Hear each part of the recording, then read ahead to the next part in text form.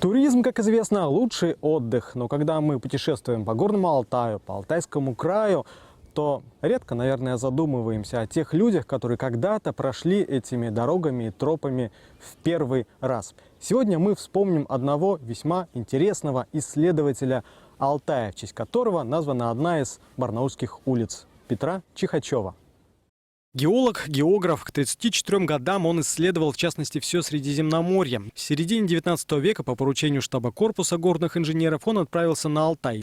Дело в том, что к тому времени территория до предгорий была исследована довольно хорошо. А вот какие богатства скрывались дальше – увы. Первой точкой путешествия Чихачева был Барнаул. 175 лет назад, весной, он прибыл сюда.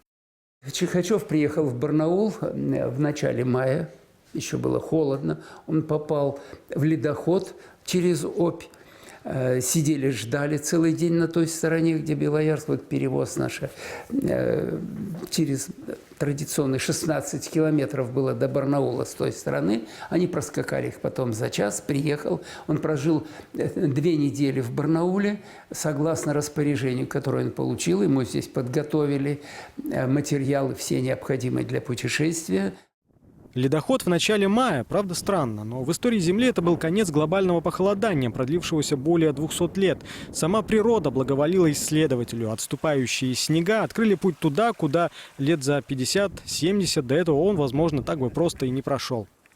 Зачастую от тех, кто прошел современной туристической тропой, можно слышать: «Ах, как было тяжело идти по горам, да по хребтам». А ты думаешь, на тебе были современные трекинговые ботинки, современное снаряжение, тебя туда привезли. Совсем иначе проходили экспедиции в 19 веке.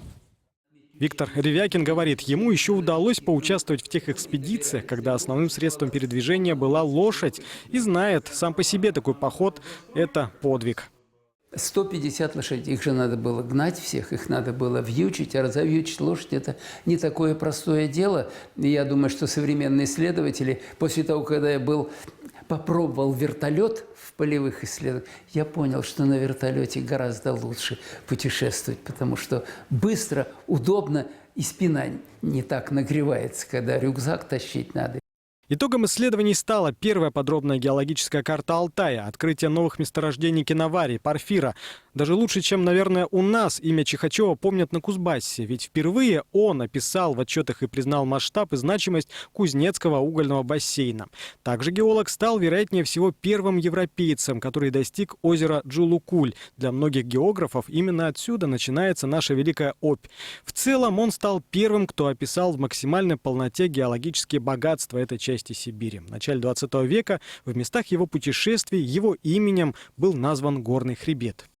Назвал хребет Чихачева другой, более позднего времени геолог, академик, герой соцтруда Владимир Афанасьевич Обручев, который был в 1914 году. Это были удивительные люди. И тот, и другой проехали один раз, но сразу увидели все. Тот самый, кстати, Обручев, который написал «Землю Санникова», который тоже был в Барнауле и на Алтае. Вот такая незадача, говорит профессор Ревякин. Пушкину, Толстому, которые, возможно, и не знали, что город такой есть, Барнаул. Улицы посвящены здесь. А видным исследователям действительно на Алтае и в Барнауле бывавшим далеко не всегда. Тому же Обручеву нет, Великому Тяньшанскому нет. Хорошо, хоть Чихачева вспомнили в 1987 году, и одну из улиц на Потоке назвали его именем. Предположу, что по остаточному принципу эта петляющая улочка скорее напоминает межквартальный проезд.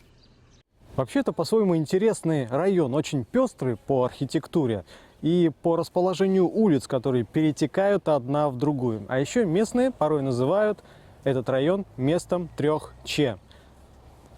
Чудненко, Чеглецова, Чихачева.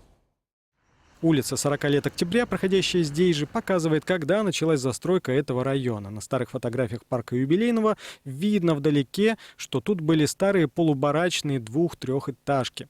А часть места просто пустовала. В 80-е, начале 90-х тут появились типичные для тех лет 9-этажки.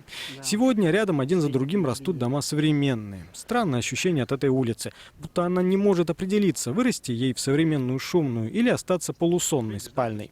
Возможно, ближайшие планы по благоустройству юбилейного парка что-то изменят. И на улице Чихачева хотя бы табличку памятную повесят. Или бюст поставят. Это уже будет неплохо. Илья Кочетков, Александр Антропов, информационный канал «Город».